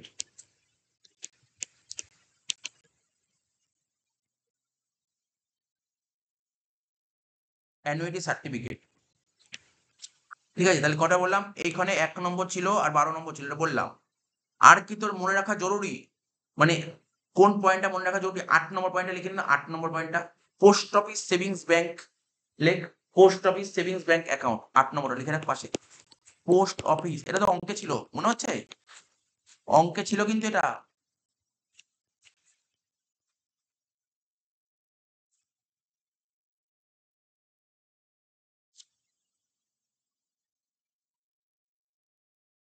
আর 8 post office savings bank account, ঠিক আছে?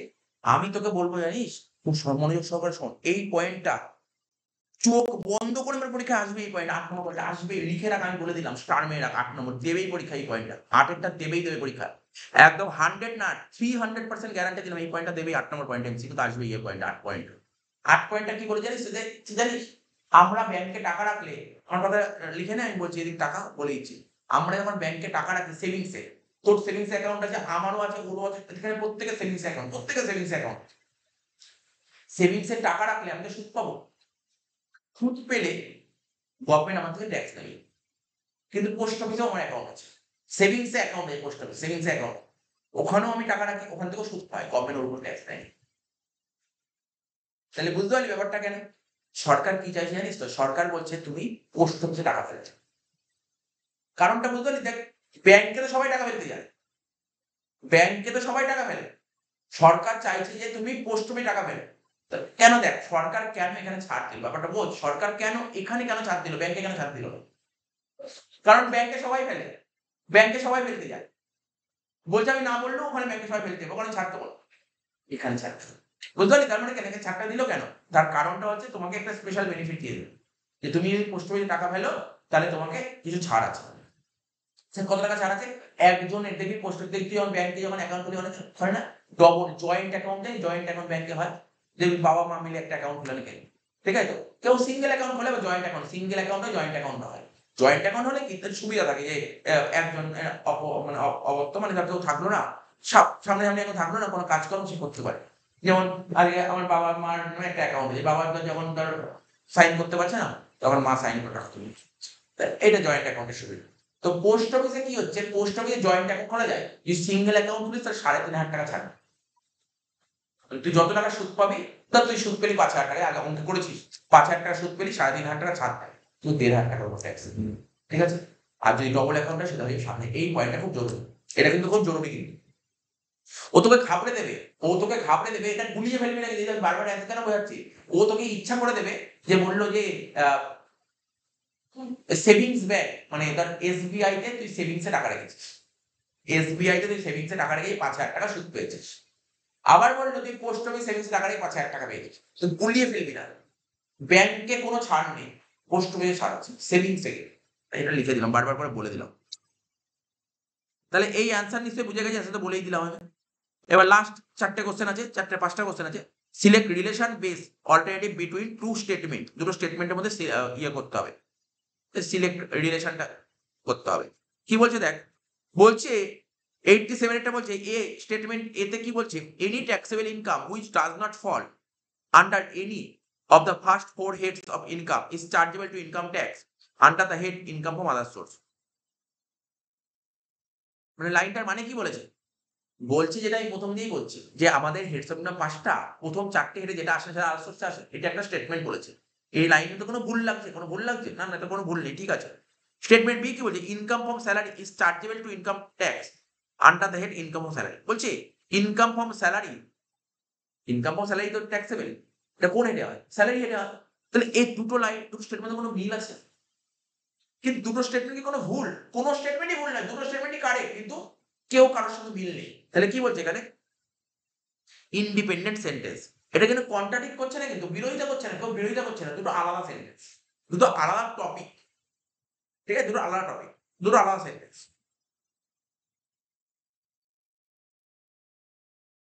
88 বলছে স্টেটমেন্ট কি বলছে, এ স্টেটমেন্ট বলছে interest paid of borrowings for investment in shares is deductible from dividend income from such shares.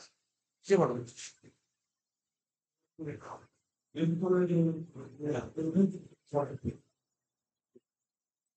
যেটা বলছিলাম, কি বলছিলাম, হ্যাঁ 88 টা বলছে interest paid on borrowing for investment in shares is deductible from the dividend income from such shares. লাইনের মানে কি বলেছে, ইংলিশের মানে পড়ে কিছু বুঝতে পারি না, আমি বুঝিয়ে দিচ্ছি। Interest paid of borrowing for investment. আচ্ছা, অনেকেই দেখবি, ধর আজকে বলছি, আজকে ধর আমার টাটা কোম্পানি ইনভেস্ট করতে হবে, আমার কাছে টাকা নেই, আমাকে টাকা নিয়ে ইনভেস্ট করতে হবে, আমি কারোর থেকে ধার করলাম, ধার করে নিয়ে টাটা কোম্পানি ইনভেস্ট করলাম, ঠিক আছে, তার টাকা ধার করলাম, তাকে টাকা দিতে হবে, তাকে তো, কাউকে ধার করলে আগে তো সুদ দিতে হবে, সুদ আসলে দিতে হবে, সুদ দিতে হবে। এবার টাটা কোম্পানি টাকা লাগালাম, টাটা কোম্পানি থেকে এবার আমি প্রথম বছর ব্যবসা হলো, ও লাখের টাকা আমাকে দিল, ডিভিডেন্ড দিল, তার মানে আমি যে ডিভিডেন্ডের টাকাটা পেলাম, ইনকাম হলো তো, সেখান থেকে যার থেকে লোন নিয়েছি তাকে সুদ দিতে হবে, সুদের টাকাটা বাদ যাবে, বোঝা গেল, ওই ডিভিডেন্ড থেকে সুদ বাদ যাবে, এটা বলেছে। এরকম লাইন কি বলেছে এখানে, এটা পড়তে হবে ভালো করে। Interest paid of borrowing, sir interest paid on borrowing মানে ইন্টারেস্ট অন লোন, borrowing মানে loan, interest on loan for investment in shares, ঠিক আছে, is deductible from the dividend income sustain, ওই একই কথা যেটা বললাম, ডিভিডেন্ড ইনকাম থেকে ইন্টারেস্টের টাকাটা বাদ যায়, ঠিক আছে। আচ্ছা, স্টেটমেন্ট বি কি বলেছে, gain from sale of shares. Statement A পুরো পারফেক্ট, কিন্তু স্টেটমেন্ট বি কি বলছে, gain of sale of share, share বেচে যদি কোনো লাভ হয়। আচ্ছা বল দেখি, শেয়ার বেচে লাভ হলে কোন হিরে আসে, স্যার শেয়ার বেচে লাভ হলে আদার সোর্সে আসে, ক্যাপিটাল গেনে আসে, শেয়ার বেচে লাভ হলে আদার সোর্সে কোথা দিয়ে আসে, ক্যাপিটাল গেনে আসে। ক্যাপিটাল গেনে কি ছিল, শেয়ার ডিবেঞ্চার বিক্রি করে লাভ হলে ক্যাপিটাল গেনে আসে। তাহলে স্টেটমেন্ট এটা সঠিক, এখানে স্টেটমেন্ট বিটা ভুল হবে। বাড়িতে ভালো করে দেখবি, ক্যাপিটাল গেন কি পড়েছিলি, ক্যাপিটাল গেন কাকে বলে, ক্যাপিটাল অ্যাসেট বিক্রি করে যদি লাভ হয় তাকে ক্যাপিটাল গেন বলে। তো শেয়ারটা কি, শেয়ার তো একটা ক্যাপিটাল অ্যাসেট। 89 বলছে স্টেটমেন্ট কি বলছে, স্টেটমেন্ট এ বলছে according to section 1015 of income tax act interest from some securities are. আচ্ছা, পুরো লাইনটা লেখা আছে, এক মিনিট দেখছি, আমার মনে হচ্ছে পুরো লাইনটা লেখা আছে। 89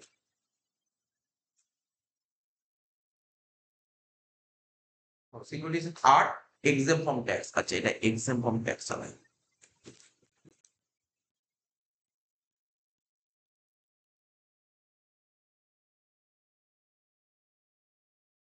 ঠিক আছে, কি লিখলাম, এক্সাম ফ্রম ট্যাক্স, বুঝে গেল কি লিখলাম। বলছে আমি তোকে এই মাত্র পড়ালাম, কি পড়ালাম 10-15 বলছিলাম, কিছুক্ষণ আগে পড়ালাম বাংলায় নর্থে 10-15 কি বলেছে 10 দেখ 10-15 বলে না, ইনকাম ট্যাক্স কি বলেছে 10 মানে ও বলছে 10 হচ্ছে এমন একটা সেকশন, ওই সেকশনে গভর্নমেন্ট কোনো ট্যাক্স নেয়, 10 মানে নো ট্যাক্স, কোনো ট্যাক্স নেবে না গভর্নমেন্ট। 10 হচ্ছে এমন একটা সেকশন, ঠিক আছে, ওটা হচ্ছে এক্সেম্পট ফ্রম ট্যাক্স, এক্সেম্পট ফ্রম ট্যাক্সের সেকশন, মানে গভর্নমেন্ট কোনো ট্যাক্সই নেবে না 10 এর সেকশন। তাই এখানে বলেছে according to section 10-15 interest from some securities. আর 10-15 কি বলেছে, তুমি কোথাও ইনভেস্ট করলে, তুমি কোনো ইনভেস্ট করলে সেখান থেকে তুমি সুদ পাও, তার উপর গভর্নমেন্ট ট্যাক্স নেবে, সেটা কোন সেকশন বলে 10-15 বলা, এই মতো পড়ালাম, এই মতো পড়ালাম। স্টেটমেন্ট বি কি বলছে, বলছে interest on 12 year national saving annuity certificate. এই মাত্র তোকে ওই যে প্রথমে পয়েন্টটা দেখ, ওই 10-15 ফার্স্ট পয়েন্টটা লিখালাম, দেখ এই দেখ 10-15 খুলে দিচ্ছি, এই দেখ 10-15 ফার্স্ট পয়েন্টটা দেখ, ফার্স্ট পয়েন্ট দেখ খোল, লেখা ছিল 12 বছর মেয়াদি জাতীয় সঞ্চয়, জাতীয় সরি বার্ষিক বৃত্তি জমাপত্র, এর ইংলিশটা লেখালাম না, দেখ ইংলিশটা লিখেছিলাম, কি লিখেছিলাম 12 ইয়ার ন্যাশনাল সেভিং অ্যানুইটি সার্টিফিকেট লিখেছিলাম তো, দেখ এবার দেখ ওটাই লিখেছে এখানে, এখানে কি লিখেছে বলছে interest on 12 year national saving annuity certificate, তাহলে এটা কি, এটা কি এক্সাম ফ্রম ট্যাক্স কি ট্যাক্স নয়? এই যে তুই এখানে যদি টাকা ইনভেস্ট করিস তার উপর গভর্নমেন্টের ট্যাক্স দিবি, গভর্নমেন্ট ট্যাক্স দিবি, এখান থেকে ইনকাম করলে গভর্নমেন্ট ট্যাক্সই নেবে না, তুই দিবি কেন? তাহলে এক্সাম ফ্রম ট্যাক্স, তার মানে কি বুঝতে পারলি? তুই বল স্যার স্টেটমেন্ট এ বলেছে 10-15 বলা আছে 10-15 যত ইন্টারেস্ট পাবো সব এক্সাম ফ্রম ট্যাক্স, আর এটা কি স্টেটমেন্ট বি কি বলছে এটাও তো 10-15 বলা আছে, তাহলে এটাও তো এক্সাম ফ্রম ট্যাক্স, তাহলে দুটো স্টেটমেন্ট কি, তা বোঝাই গেল ব্যাপারটা কি হবে, কি হতে পারে অ্যানসারটা বল, এখানে কি হবে স্টেটমেন্ট বি হচ্ছে স্টেটমেন্ট এর কারণ, একদম ঠিক অ্যানসার, এটা একদম কারেক্ট অ্যানসার, এটা একদম কারেক্ট অ্যানসার, কোনো সন্দেহ নেই এখানে। 90 কি বলছে স্টেটমেন্ট এ কি বলছে amount receive from bonus is chargeable to tax under the head income from salary. The bonus, এটা তো জানি, আমরা যখন সেকেন্ড সেমিস্টারে ট্যাক্সের চ্যাপ্টার করছি ইনকাম ফ্রম স্যালারি, বোনাস স্যালারিতে আসে, বোনাস স্যালারিতে আসে, এটা হচ্ছে তোর স্যালারিতে আসে, স্যালারিতে তোর ট্যাক্সেবল ইনকাম, ঠিক আছে, স্যালারিতে ট্যাক্সেবল হয়, তাহলে স্টেটমেন্ট এ আমার কাছে ঠিকই লাগছে। স্টেটমেন্ট বি কি বলছে any sum receive under keyman insurance policy including bonus, ঠিক আছে, on such policy if it is not chargeable under the head পিজিইপি, ঠিক আছে, then it will be charge income other source. দেখ মন দিয়ে শোন, মন দিয়ে শোন এখানে কি বলেছে, ধর একটা কোম্পানিতে একজন এমপ্লয়ি চাকরি করতে গেছে, ধর টাটা কোম্পানিতে তো চাকরি গেছে, কোম্পানিতে বোনাস পেয়ে, যেটা কোথায় স্যালারিতে আসে, আর কি ম্যান ইন্স্যুরেন্স পলিসি ওটাও একটা পলিসি ছিল, কি ম্যান ইন্স্যুরেন্স পলিসি, যেমন ধর এই যে রতন টাটা টাটা কোম্পানি কি ম্যান ছিল, ওর নামে টাটা কোম্পানি একটা এলআইসি করে দিয়েছে, ঠিক আছে, তো এটা ওখান থেকে যে পলিসি ওর ফ্যামিলি পাবে এটাকে বলে কি ম্যান ইন্স্যুরেন্স পলিসিটা, এবং ওই টাকার মধ্যে মেন টাকা পাবো সঙ্গে বোনাসও পাবো, তার মানে এটা কোথায় আছে আদার্স করছে, দুটো স্টেটমেন্ট একদম কারেক্ট, কিন্তু দুটো স্টেটমেন্টের কোনো মিল নেই মানে কি বলবো, মানে মিল নেই বলবো না, বিরোধিতা করছে, দুটো স্টেটমেন্টে বিরোধ করছে। ওখানে কি বলেছে দেখ বোনাস স্যালারিতে আসে, আবার কি ম্যান ইন্স্যুরেন্স পলিসি যে বোনাস ওটা আদার্স সোর্সে আসে, কিন্তু একটা সঙ্গে আরেকটা কিন্তু বিরোধ করছে, একটা আরেকজনকে বিরোধ করছে, যেমন একটা ডিবেট বসেছে, কেউ একজন ডিবেটে বলে না না বোনাস স্যালারিতে আসে, আরেকজন বলে না না সব বোনাস কিন্তু ইয়েতে আসে না, যদি বলে তুমি কি ম্যান ইন্স্যুরেন্স পলিসি বোনাস তো তোমার আদার্স সোর্সে আসে, এটা বিরোধ করছে, এমন বলতে হবে দুটো আলাদা সেন্টেন্স, দুটো কিন্তু আলাদা নয়, ইন্ডিপেন্ডেন্ট নয়, কিন্তু এটা কিন্তু ইন্ডিপেন্ডেন্ট নয়, এটাকে কন্ট্রাডিক্ট করছে। ইন্ডিপেন্ডেন্ট মানে বুঝতে পারছিস তো, সাপোজ ধর একটা ডিবেট হচ্ছে, ধর মানে লাইনের কোনো মানেই নেই, ধর একটা হচ্ছে ধর সাপোজ ধর পাকিস্তানের সঙ্গে যুদ্ধ নিয়ে কথা হচ্ছে, এবার হুট করে বললো দেশে সব লোকের চাকরি চলে যাচ্ছে, এটা দুটো আলাদা জিনিস, বুঝতে পারছিস তো, তো এক নয় কি, তো এখানে এটাই বলতে চেয়েছে, তাহলে কি বললাম এটা 91টা বললাম না, সরি 19টা বললাম, 8টা হবে, 91 কি বলেছে last question, no deduction, statement এতে বলে no deduction in respect of any expenditure shall be allowed on the income from winning from lottery. তা আমি কি বললাম, আজকে বললাম উইনিং ফ্রম লটারি থেকে যে টাকাটা কামাবো তার থেকে কোনো খরচা বাদ যায় না স্যার, কোনো খরচা বাদ যায় না, কোনো খরচা বাদ যায় না, সো উইনিং ফ্রম লটারি বলো, হর্স রেস বলো, কার্ড গেম বলো, কোনো খরচা বাদ যায় না, ঠিক আছে, স্টেটমেন্ট এ কারেক্ট লিখেছে, ঠিক আছে, তো স্টেটমেন্ট বি কি বলছে, বলছে any expenditure related to activity owning and maintaining horse race, ঠিক আছে, শ্যাল বি অ্যালাউড, বলছে ওই যে owning and maintaining horse race থেকে কোনো খরচা করলেই চলে। আচ্ছা তুই বল দুটো স্টেটমেন্টের মধ্যে মানে চুক্তির খাতিরে দেখ, মানে দুটো স্টেটমেন্ট কিন্তু কারেক্ট, কোনো ভুল নেই, দুটো সেন্টেন্স কিন্তু ইন্ডিপেন্ডেন্ট নয়, দুটোই হর্সলেস নিয়ে বলেছে, একই টপিকটা কিন্তু একই, কিন্তু কন্ট্রাডিক্ট করছে, ভালো করে বুঝি কন্ট্রাডিক্ট কাকে বলে, কন্ট্রাডিক্ট আর ইন্ডিপেন্ডেন্ট ডিফারেন্সটা বুঝছিস, এটা কন্ট্রাডিক্ট করছে, এটা কন্ট্রাডিক্ট করছে। যেমন এখানে হর্স রেস বলেছে, এবার তুই অন্য একটা টুক করে অন্য একটা পয়েন্ট বলে দিল, সাবলেট বললো সাবলেট আদার সোর্স আসে। এটা তুই বলতে পারছিস যে না স্যার এটা তো ইন্ডিপেন্ডেন্ট, এটা ইন্ডিপেন্ডেন্ট হয়ে, কিন্তু দুটো মানে একই টপিকটা একই হবে, টপিকটা একই হতে হবে, এই টপিকটা কিন্তু একই। তা হয়ে গেল। তাহলে দেখ আমাদের একদম পুরো, আমি কি বললাম, একদম পুরো ট্যাক্স শেষ হয়ে গেছে। এবার আমাদের কস্ট আরম্ভ করতে হবে। ট্যাক্সটা শেষ করে দিলাম, ট্যাক্সটা 20 নাম্বার, একদম পুরো 20 নাম্বার পুরো টু দা পয়েন্ট করে দিয়ে একটা লাইন বাদ দিইনি, ঠিক আছে তো, টু দা পয়েন্ট করে দিয়েছি।